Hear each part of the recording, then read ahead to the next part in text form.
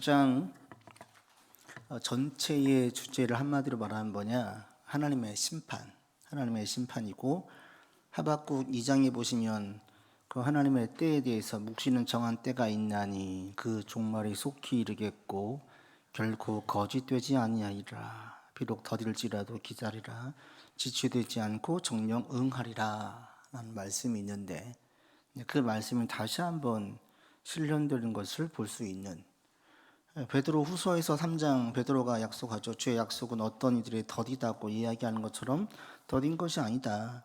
하나님께서 더딘 것이 아니라 오래 참으셔서 아무도 멸망하지 않고 다 회개하게 이르기를 원한다 라고 약속에 대해서 말씀하시거든요. 그러니까 하나님의 심판에 대해서 오늘 본문을 보게 만드는데, 조금 더 확장을 시키면 하나님 말씀의 성취, 심판도 그렇고 축복도 그렇고 하나님께서 언제서 어떻게 성취하시냐, 이것들을 보게 만들어주는 것을 오늘 열왕기하 9장을 통해서 우리가 알 수 있습니다. 하나님께서 이 본문을 통해서 어떤 방식으로 일하시는지를 하나 볼 수가 있는데, 그 중심에는 이 예후가 있어요. 예후가 이제 본문에 나와 있는 예후가 요람을 반역하거든요. 근데 예후는 반역할 생각을 꿈도 못 꿨어요. 그리고 이 사람은 신앙이 또 있는 사람이냐? 그것도 아니었어요. 왜냐하면 그 뒤에 보시면 11절에 보시면 예후가 나와서 그의 주인의 신복들, 자기 같은 장관들, 신하들이죠, 묻되 그 한 사람이 그에게 묻죠. 그 미친 자가 무슨 까닭으로 그대에게 왔더냐라고 물어요. 그러니까 엘리사가 보낸 사원, 그 같이 이제 그 선지자 제자이니까 우리로 말하면 신학생 정도 되겠죠. 와서 얘기했는데, 이들 가운데에 그런 사람들을 볼 때에 아주 하찮게 보고, 그리고 존중하거나 존경의 마음이 전혀 없는 거죠. 영적으로 그들을 대할 때 좀 인정해 주는 게 전혀 없었어요. 그런 풍토가 이스라엘 전체에 지금 다 만연되어져 있어요. 그런 가운데에 예후가 갑자기 못반을 일으키고, 이 상황이 또 그 상황이 그럴 수 있는 상황으로 한순간에 확 뒤바뀌어져 가지고 이 요람이 심판을 받아서 그 집안이 순식간에 끝나버리거든요. 하나님의 심판이, 하나님께서 그 전쟁 가운데에 천지지변을 통하여서도 일하시지만 때로는 이렇게 전혀 이 사람은 그런 마음도 없었는데 그 가운데 새로운 소망을 주시고 새로운 마음을 주셔서 그 일을 하게 하시는데, 새 마음을 품었더니 그 상황들이 탁 이어지면서 상황이 바뀌어지고 그 일이 일사천리로 진행되게 만들어지는 거예요. 또 그런 가운데 왕은 알아서 제 발로 굴러 들어와요. 부상당해가지고 제 발로 굴러 들어와서 이 모반을 일으키는 게 너무 쉽게, 쿠데타가 큰 피해를 보지 않고 순식간에 끝나버려요. 하나님의 역사인 거죠. 하나님께서 역사를 하실 때 때로는 이렇게 오늘 본문을 통해 알 수 있는 것은 역사 속에 직접 개입하기도 하시고, 지난주에 있었던 그 우연 가운데도 일하시는 것, 그런데 또 직접 개입하기도 하시고, 또 한 가지는 소망이 없는 자에게 소망을 주신다. 저도 마찬가지고 제가 목사가 될 것은 꿈에도 상상하지 못했어요. 하나님께서 제 가운데 그런 마음을 주신 거예요. 100% 주신 거예요. 제가 품었던 마음이 아니었어요. 우리 모두 다 마찬가지인데, 그리스도 안에서 살면 하나님께서 우리 가운데에 새 마음을 주세요. 그게 이제 주님께서 우리에게 주시는 비전이기도 하고 뜻이기도 하는 거죠. 그리고 그 일은 왜, 그 마음은 왜 주시냐? 그 일을 통해서 하나님의 일을 하기 위함이죠. 예후를 왕으로 세울 때에도 그래, 네가 한번 왕자리 한번 해봐, 이게 아니라 이 예후를 세워서 요람의 집을 심판하는 것이 하나님의 뜻이었거든요. 그리고 이것이 단순히 그렇게 끝나지 않아요. 남유다에까지 연쇄반응을 일으켜가지고 거기에도 새로운 변화가 일어나요. 완전히 거기도 피비린내가 나거든요. 그러니까 하나님의 역사라는 것은 이렇게 그냥 하나로 끝나는 게 아니라 계속 연관되어져 있고요. 우리 인생 자체가 원래 그렇잖아요. 혼자 독립된 인간이 아니거든요. 지금 우리 사회 구조 가운데 아주 잘못된 가르침과 교훈이 뭐냐면 너무 지나친 개인주의예요. 공동체가 없이는 개인이 있을 수 없고요. 공동체가 무너지면 개인이 잘 될 수가 없거든요. 그러니까 우리의 개인은 공동체 속에서의 일부이지 공동체를 뺀 나만의 존재가 없는 거죠. 이것은 신앙 안에서도 매우 강하게 주장되어지고 있습니다. 그러니까 내 신앙생활 잘하려면 건강한 교회들이 많아야 되고 건강한 목사와 신실한 성도들이 많아야 돼요, 주변에. 그래야 내가 신앙생활을 잘할 수가 있어요. 왜? 그들을 보면서 영적 도전과 자극을 받고 좋은 쪽으로 같이 가니까. 그게 안 돼 있으면 안 좋은 쪽으로만 가죠. 자, 이런 배경 속에서 한번 오늘 본문을 같이 보도록 하겠습니다. 1번 같이 읽습니다. 하나님께서 엘리사의 지자를 통해 예후에게 한 말은 무엇이며 그를 기름 부어 왕으로 세운 것을 통해 알 수 있는 것은 무엇입니까? 라고 얘기할 때 6절에 보시면 청년이 들어가서 말하죠. 이스라엘 하나님 여호와의 말씀이 내게 기름을 부어서 여호와의 백성 왕으로 삼겠다, 이렇게 말씀하십니다. 기름 부었다, 이게 하나님의 주권적인 거죠. 첫 번째, 세상의 모든 주권과 통치는 하나님의 속에 있다. 우리가 이 사실을 분명히 다시 한번 고백을 하고, 그리고 이걸 통해서 알 수 있는 것은 또 하나는 하나님께서 역사에 개입하신다. 우리 개인의 삶에 적용을 시켜도 맞습니다. 우리 개인의 삶에 개입하신다. 하나님께서 직접 개입하셔요. 그러면서 하신 말씀이 뭐예요? 7절에 보시면 선지자들의 피와 여호와의 종들의 피를 이세벨에게 갚아주겠다라고 얘기하죠. 아합의 집을 치라, 갚겠다. 여기서 눈여겨볼 게 첫 번째는 선지자들과 여호와의 종들의 피를 갚는다라는 거예요. 하나님께서는 믿는 자들, 자녀들의 고난과 순교를 가볍게 보지 않고 잊지 않고 갚아주십니다. 하나님 다 갚아주신대요. 그 다음에 또 한 가지는 여기 보시면 이세벨에게 갚겠다고 얘기하잖아요. 그 당시에 왕은 아합이었었거든요. 지금 현재의 왕은 요람이고요. 그런데 하나님은 이세벨로 가죠. 이세벨의 피를 갚겠다라고 말씀하세요. 왜? 이세벨이 주도했죠. 그것이 또 그리고 이 남유다에까지 그대로 영향을 미쳐요. 다음 장에 가면 나오지만 가장 잘못한, 이 남유다가 잘못한 게 뭐냐면 아합 집안과 정략 결혼을 한 거예요. 그게 남유다도 영적으로 완전히 썩게 만들었어요. 그러니까 이제 우리 자녀들 결혼시킬 때 그래서 할 수 있으면 믿음의 사람과 결혼시키는 게 너무너무 중요하다. 그렇게 하지 않으면 믿음으로 쌓아왔던 것들이 무너지기 쉽다. 그래서 아직 결혼하지 않은 우리 자녀들이 있으면 그런 부분들을 계속 염두에 두고 있어야 돼요. 할 수 있으면 믿음의 사람, 같은 신앙의 습관을 가지고 나갈 수 있는 사람과 같이 결혼해가지고 가정을 이루는 게 진정 복이다라는 생각도 하게 되어져요. 이게 이제 신앙적인 힘은 바로 드러나지 않고 서서히 수십 년이 흐르고 난 다음에 점점 더 크게 드러나요. 그게 문제인 거죠. 왜? 지금 당장은 별 문제로 안 보이기 때문에. 그런데 나중에 지나가 나면 문제가 되거든요. 그게 이제 이 남유다를 통해서 그대로 보게 만들어져요. 2번 같이 보겠습니다. 예후가 기름 부음을 받은 후 보인 즉각적인 반응은 무엇이며 그 태도는 어떤 영적 의미가 있을까요? 예후가 와서 얘기를 합니다. 11절에 뭐라고 미친 자가 뭐라고 얘기하십니까? 그러니까 아유 쓸데없는 얘기야, 이렇게 넘어간 거예요. 12절 13절 같이 읽겠습니다. 우리가 이르되 당치 아니한 말이라 청하건대 그대는 우리에게 이르라 하니 대답하되 그가 이리 내게 말하여 이르기를 여호와의 말씀이 내가 내게 기름을 부어 이스라엘 왕으로 삼는다 하셨다 하더라 하는지라. 무리가 각각 자기의 옷을 급히 가져다가 선돌 위 곧 예후의 밑에 깔고 나팔을 불며 이르되 예후는 왕이라 하니라. 미리 사전에 모의했던 것도 아니고요, 사람들의 마음을 예후가 건드려 본 것도 아니에요.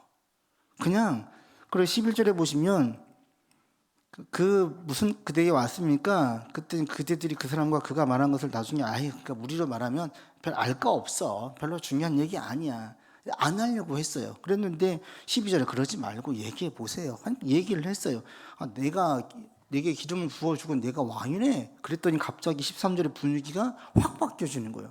있는 모든 사람들이 갑자기 전체가 그냥 그 자리에서 바로 나팔을 불고 왕으로 인정하는 거죠.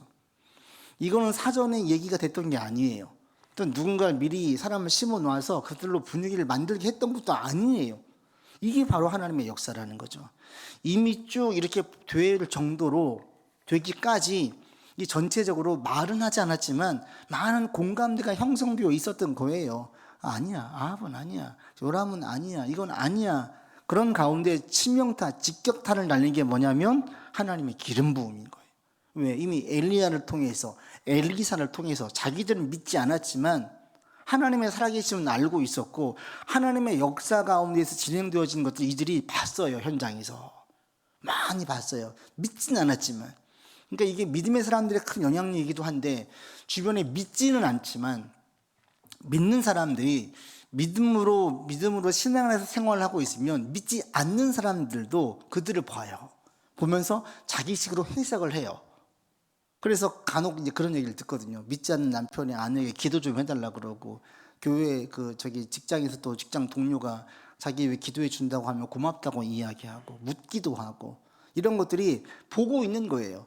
아직 자기가 믿는 것은 아니지만 그냥 그런 의미들은 해석이 되는 거예요. 하나님의 뜻과 섭리가 해석이 되는 거예요.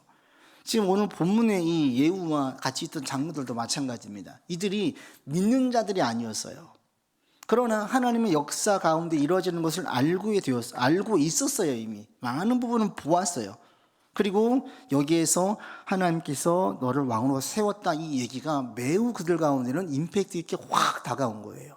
그래서 이제 결심을 하게 된 거죠. 그리고 난 다음에 어떤 일이 생깁니까? 바로 이에서 공교롭게 또 이런 일이 생기죠. 3번 읽겠습니다. 하나님의 심판이 요람에게 임할 때 요람은 무엇을 하고 있었으며 그는 어디에 정신이 팔려 있었습니까? 요람을 찾아온 왕은 누구입니까? 14절에 보시면 같이 읽겠습니다.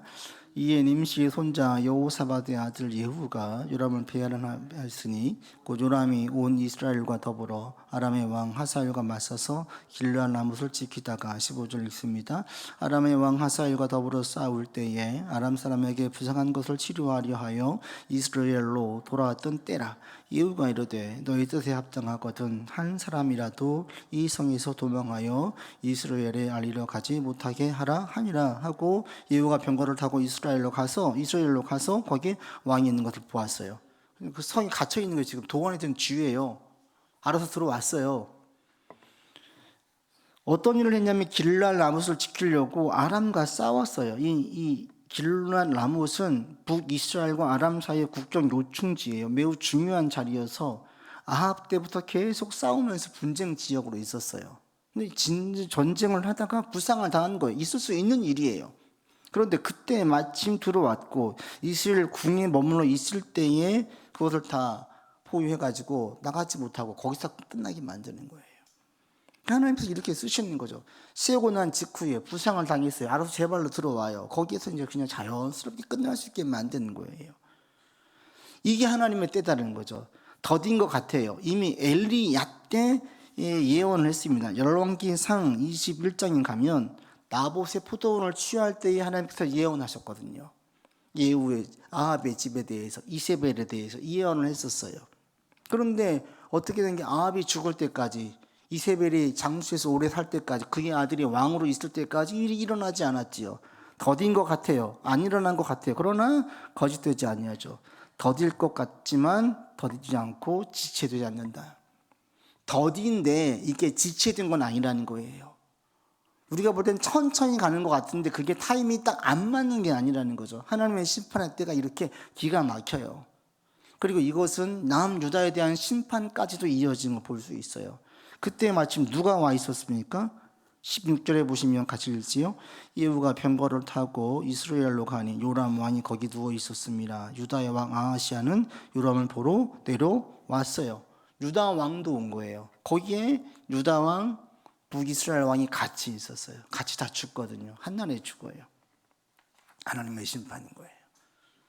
병문안 왔어요. 그 병문안 온 것이 병문안으로 끝난 게 아니에요. 하나님의 섭리 가운데 있는 일들이 되어진 거죠.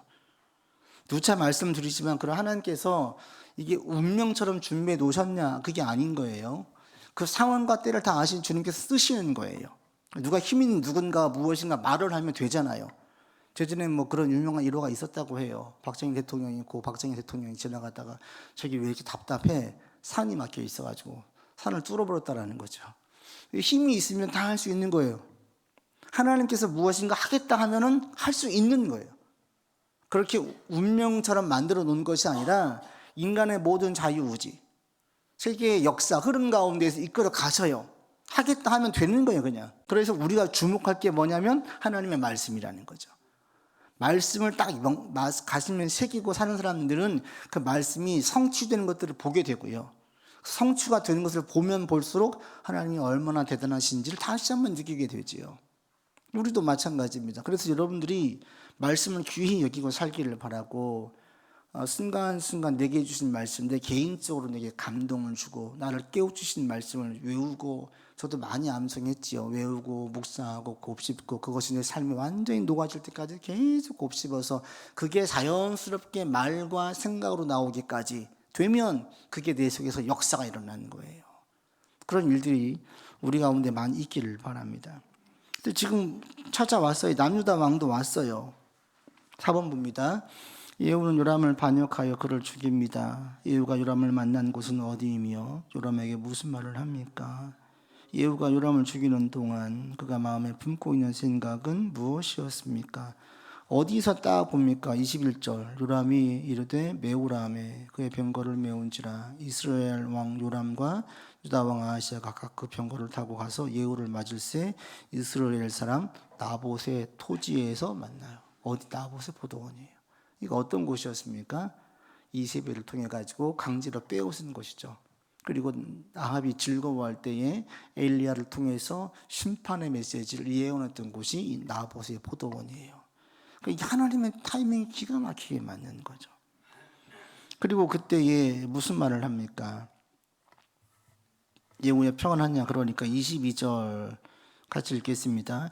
요람이 예후를 보고 이르되 예후야 평안하냐 하니 대답하되 네 어머니 이세벨의 음행과 술수가 이렇게 많으니 어찌 평안이 있으랴라고 모반을 하죠. 도망해요. 그렇지만 24절에 화살을 쏘아서 그가 병거 가운데 엎드러지고 죽게 되어지죠. 그리고 이 상황들을 볼 때에 27절에 보시면 이 말들을 볼 때에 26절 우리 같이 읽겠습니다. 25절 26절 읽겠습니다. 예후가 그의 장관 빗갈에게 이르되 그 시체를 가져다가 이스라엘 사람 나봇의 밭에 던지라. 네가 기억하려니와 이전에 너와 내가 함께 타고 그의 아버지 아합을 쫓았을 때에 여호와께서 이같이 그의 일을 예언하셨느니라. 여호와께서 말씀하시기를 내가 어제 나봇의 피와 그의 아들들의 피를 분명히 보았노라. 여호와께서 또 말씀하시기를 이 토지에서 내게 갚으리라 하셨으니 그런즉 여호와의 말씀대로 그의 시체를 가져다가 이 밭에 던질지니라 하는지라. 믿음이 있는 것 같죠. 믿음이 있다라기보다는 그때 그 사건들을 기억하고 있는 거예요. 그리고 이 예후는 왕에 대해 자기가 왕이 되겠다는 생각을 꿈에도 해본 적이 없는데 선지자를 통하여서 그 메시지를 듣자 큰 힘, 담력을 얻었어요. 왜? 하나님께서 말씀하신 것이 되어진 것들을 왕 옆에서 많이 목도했기 때문에. 그래서 25절도 얘기하죠. 빗갈도 같이 오랫동안 있었어요. 아합이랑 함께 있었어요. 그때 보면서 많이 느낀 거죠. 저런 말씀을 했는데 아합은 귀담아 듣지 않았지만 그때 예후는 놀랬고 빗갈도 놀란 거죠. 저런 말씀을 하다니 놀란 거예요. 그게 남아 있는 거죠. 우리가 살면서 깜짝 놀랄 만한 어떤 말들이 기억날 때가 있잖아요. 저도 그냥 그런 말들 기억날 때가 간간 떠오를 때가 있거든요. 누군가 어떤 말을 했었는데 그게 제게 수십 년 전임에도 불구하고 떠오르는 말들, 뭐 선생님의 얘기나 친구의 얘기나 주변 사람들의 어떤 이야기 가운데에 신선한 충격으로 딱 내 뇌리에 박힌 얘기들이 있잖아요. 떠나지 않는 그런 거예요. 예훈 그때 이야기를 듣고 사실은 놀랬죠. 그리고 오늘 딱 이루어지는 걸 보면서 이거를 확신하게 된 거예요. 예후가 자신감 있게 확 밀어붙일 수 있었던 힘이 어디에 있었냐면 이것은 하나님의 주도로 이루어지는 거구나. 하나님께서 하시는 것이구나. 그것이 그 가운데에 담력을 얻게 했고요. 상황이 그렇게 만들어 갔어요. 그래서 본문도 보시면 여호와께서 이런 말씀 하시지 않았느냐. 너도 기억하지. 나도 기억하고. 이거 지금 이루어지는 거야. 내가 개인적으로 왕에 대한 욕심을 내고 쿠데타를 일으키는 게 아니냐. 명분이 분명한 거예요. 어떤 거든지 명분만큼 중요한 게 없잖아요. 근데 이스라엘 전체의 명분은 뭐예요? 하나님의 뜻이라는 거예요. 하나님. 이세벨이 아무리 바벨론 그 우상을 가지고 와서 아무리 얘기를 해도 바알을 숭배한 일을 해도 그들 밑에 저변에 깔려있는 여호와에 대한 신앙의 그 색깔은 지울 수가 없죠. 중간중간 계속 암흑시대의 선지자를 통하여서 하나님의 말씀을 예언했지요. 하나님의 살아계심을 보게 만들었어요. 그래서 백성들 가운데에는 우상을 숭배하면서도 그 저변, 그들 가운데 있는 토양에는 하나님에 대한 그 의식을 절대 잊을 수가 없어요. 그렇기 때문에 이들 가운데 여호와의 이름으로 된다라고 하는 그 명분은 매우 힘이 있어요. 그래서 이게 매우 쉽게 통하는 거예요. 그래서 던져라 라고 얘기하죠. 여호와의 말씀대로 던져라. 그렇게 했습니다. 그 다음에 5번 같이 보겠습니다. 남유다의 왕 아하시아는 어떻게 죽습니까? 이는 남유다 왕조에 어떤 영향을 미칩니까? 같이 왔다가 병문안 왔다가 도망가죠. 그리고 죽어요. 짧게 나와 있지만 그 이제 10장의 아합의 아들들이 살해되면서 11장에 가시면 유다 왕 아달랴가 이 아하시아가 죽은 다음에 왕자들 다 죽여요. 한 명만 남고. 이게 아하시아의 죽음으로 남유다에도 끔찍한 다윗 집안에는 가장 큰 위기를 맞았어요. 그 대가 끊길 뻔했거든요. 대가 끊길 뻔. 딱 한 명 남았어요. 딱 한 명. 근데 그 죽인 자가 누구냐면 아달랴.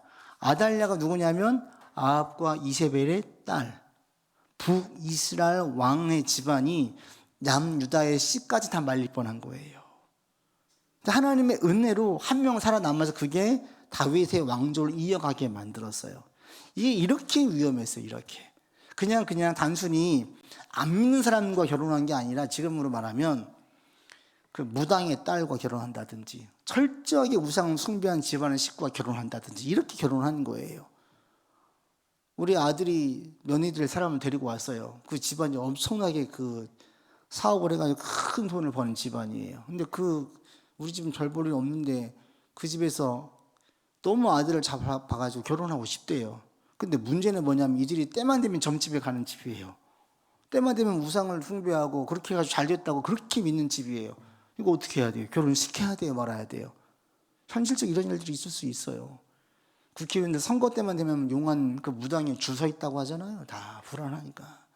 미래에 대해서 자기 지금 모든 걸 걸고 하고 있는데 꼭 돼야 되게 있으니 불안하니까 너무 절박하니까 찾아온대요. 왜 가나 싶죠. 그게 자기 살아온 인생이 모든 게 거기에 다 걸려져 있으면 안 갈 수가 없나 봐요. 그런 일이 있을 때에 우리가 어떻게 해야 되느냐? 어떻게 해야 돼요? 신앙적으로는 노해야 되는 거예요. 노. 결혼하면서 네가 아무리 좋은 평생에 살고 아무리 좋은 차를 타고 그리고 그 회사의 간부로까지 승진할 수 있는 기회가 있어도 결국에 그 길은 우리 그리스도 안에서 볼 때는 패망의 길이다. 결코 좋지 않다. 신앙은 다 없어진다. 그렇게 하는 순간 서서히 사라지겠지만 그럼 그것은 곧 멸망의 길로 간다. 이걸 너무 자명하게 보여주기 때문에 아닌 건 아닌 거라는 거죠. 길게 볼 때 지금은 네가 큰 도움이 될지는 모르겠지만 그게 이제 이 아하시아의 집안을 보면 이게 그대로 드러나요. 단순히 그냥 정략 결혼을 맺는 게 아니었어요. 그것이 이 집안에는 너무 끔찍한 결과를 가져와요. 남유다에. 그래서 이제 다음에 다루겠지만 그냥 한 왕, 유다의 왕인 아하시아의 죽음으로 끝나는 것이 아니라 다윗 왕조 전체가 무너질 뻔한 매우 큰 위기의 순간이었고요. 그 위기의 순간이 또 한 가지는 뭐냐면 이제 그 아달랴가 다 죽이고 나중에 아달랴도 죽잖아요. 남유다에도 새로운 개혁이 일어나요. 그러니까 이게 또 하나의 아이러니 역사죠. 끔찍한 고통 가운데 있었지만 하나님 또 거기에서 또 새롭게 세우시는 거예요. 그게 또 유다 가운데 역사가 일어나는 것을 볼 수 있습니다. 6번 보겠습니다. 예후가 이세벨을 죽이러 왔을 때 이세벨은 무엇을 하고 있었으며 예후에게 무슨 말을 합니까? 죽은 이세벨의 시신은 얼마나 훼손되었으며 이 소식을 들은 예후가 한 말은 무엇입니까? 6장 전체를 보면요 철저하게 하나님의 뜻대로 되는 것을 볼 수가 있어요. 이 9장 전체를 보면 이 이세벨이 뭐 하고 있었습니까? 되게 좀 특이하지 않아요? 저는 이런 부분, 이 부분을 볼 때마다 좀 놀랐었는데 이세벨이 뭐 하고 있었냐면 자기 남편이 이세벨이 자기 아들이 죽은 걸 알고 있었어요. 요람이 죽은 걸 알고 있었어요. 이때 이세벨이 뭐 하고 있습니까? 머리를 꾸미고 창에서 눈을 그리고 머리를 꾸미고 우리로 말하면 화장하고 있는 거예요. 화장하면서 준비하고 있어요. 제가 이게 어떻게 가능할까? 이게 그냥 뿌리 박혀 있는 거예요. 저 이제 여러 가지를 보죠. 야, 참 독한 여자다. 한 가지는. 뭐 별로 이제 그래 내 마지막이구나 왔다고 알 수도 있고 끝까지 자기가 왕비였고 대왕마마라는 이 자부심, 이 교만함을 놓지 않고 있구나. 이걸 딱 쥐고 있는 거예요. 제가 이제 미국에 1년 아주 오래전에 살 때 그때 가장 유행했던 것 중에 하나가 뭐였냐면 네일이었어요. 네일샵. 그렇게 손톱을 많이 해요. 그 2000년도 초예요. 그 제가 신기해서 사람들이 손톱을 뭐 저렇게 하려고 해요. 손톱 소지 그냥 우리는 이렇게 하면 되는데 이게 소지가 아니래요. 그냥 잘 꾸미는 거래요. 또 어느 정도냐면 그 사람들은 장례식을 갈 때 제일 먼저 드리는 곳이 네일샵이래요. 이게 안 돼 있으면 단정하지 않다라는 표시래요. 이게 그들이. 이제 신기한 게 그로부터 제가 한국에 와서 한 10년 지나니까 막 네일샵이 막 성행하는 거예요. 우리나라에. 지금 20대 애들 보세요. 엄청나게 하고 나이 든 사람 다 꾸며요. 이거 안 하는 것은 좀 창피하게 느끼는 사람들도 있더라고요. 이게 정서가 바뀌어진 거예요. 이 당시에 이세벨 같은 경우에는 자기가 꾸민 거 죽을 때 죽을지언정 자기가 다 꾸미고 죽는 거예요. 이게 철저한 거예요. 얼마나 무섭습니까? 이게 악해지면 그 악한 독한 마음은 사람이 악해지면 죽음에 대한 두려움도 넘어서나 봐요. 자기가 죽을 걸 알고 있었음에도 불구하고 이렇게 대범하게 왕을 맞이해요. 예후를 맞이합니다. 그래서 거기에서 그냥 뭐 더 얘기할 것도 없죠. 내 편에 선 사람이 누구냐? 이미 다 상황은 다 넘어갔죠. 누가 이세벨 편에 붙겠습니까? 그를 던졌습니다. 죽었죠. 어떻게 됩니까? 다음날 시신을 찾으러 가죠. 이 34절입니다. 34절, 35절, 36절까지 같이 읽겠습니다. 예후가 들어가서 먹고 마시고 이르되 가서 이 저주받은 여자를 찾아 장사하라. 그는 왕의 딸이니라 하매 가서 장사하려 한즉 그 두골과 발과 그의 손 외에는 찾지 못한지라. 돌아와서 전하니 예후가 이르되 이는 여호와께서 그 종 디셋 사람 엘리야를 통하여 말씀하신 바라. 이르시기를 이스라엘 토지에서 개들이 이세벨의 살을 먹을지라 라고 했지. 됐네. 근데 이것도 명분이기도 한데 그 뒤에 보면 예후가 하나님을 믿는 자가 아닌 것을 알 수 있어요. 열심은 돼요. 그러나 그 열심도 좀 눈가리가 아무식이었지 하나님을 전심으로 섬기는 자의 예후의 열심이 아니었어요. 계속 말씀드리지만 예후에게는 제일 중요한 게 명분이었어요. 하나님께서 실어주신 거죠. 그리고 심판을 해라. 이를 통해서 예후가 깨닫기를 바랬지만 예후도 깨닫지는 못해요. 그러나 진행되는 일들을 보면 하나님의 말씀대로 되어진 걸 그대로 볼 수가 있지요. 그리고 얼마나 끔찍합니까? 그 시신조차 없어요. 35절에 보시면 두골과 발과 손 외에는 들깨가 다 먹어버렸어요. 없어요. 36절 개들이 와서 다 살을 먹어버렸죠. 얼마나 끔찍합니까? 하나님께서 말씀하시는 것이 결국 그대로 되는 거예요. 그게 열왕기상 21장에 있거든요. 개들이 이세벨의 성 곁에서 이세벨을 먹을 거다 던져졌는데 그대로 들깨들이 먹어서 이루어지는 거죠. 여호와의 말씀이 이렇게 무섭게 성취되는 걸 볼 수가 있어요. 그리고 말씀이 성취되는 데에 이런 수많은 영향들이 작용을 해서 이루어졌구나 라는 것을 보게 만들어줘요. 우리의 삶에도 마찬가지입니다.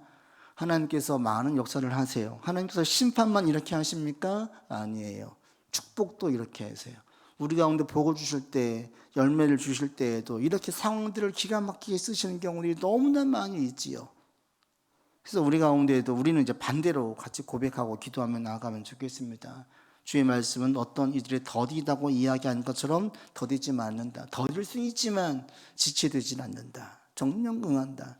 우리가 주의 말씀을 붙들고 나가면 하나님께서는 그 말씀이 반드시 성취되게 하신다. 어떻게? 오늘 본문처럼 예후를 쓰시고 들깨도 쓰시고 엘리사의 종도 쓰시고 사환도 쓰시고 또 상황도 쓰시고 그 주변의 무리들도 쓰시고 그리고 요람이 전쟁에서 붕탕당한 것도 쓰시고 거기에 또 아하시아가 명문화 왔는데 그 관계도 쓰시고 너무 다양하게 쓰세요.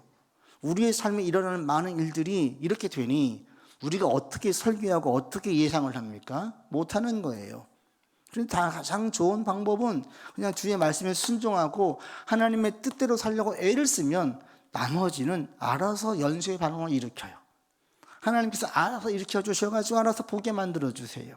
그게 우리 가운데 축복이지요. 그래서 하나님의 말씀이 우리 가운데 이루어짐을 믿습니다라고 고백하시고 절대 잊혀지지 않고요. 절대 쇠해지지 않습니다. 반드시 응답되어집니다. 그래서 오늘은 우리가 반대로 기도를 같이 한번 나갑시다. 하나님, 주의 축복의 말씀들이 우리의 삶에 그대로 성취되는 역사를 보기 원합니다. 성취될 때에는 직접 주시기도 하시지만 오늘 본문처럼 다양한 요소를 주시면 우리가 알고 믿음으로 꾸준하게 나가기를 원합니다. 라고 함께 이 시간 기도하고 예배를 마치도록 하겠습니다. 잠시 같이 기도합시다.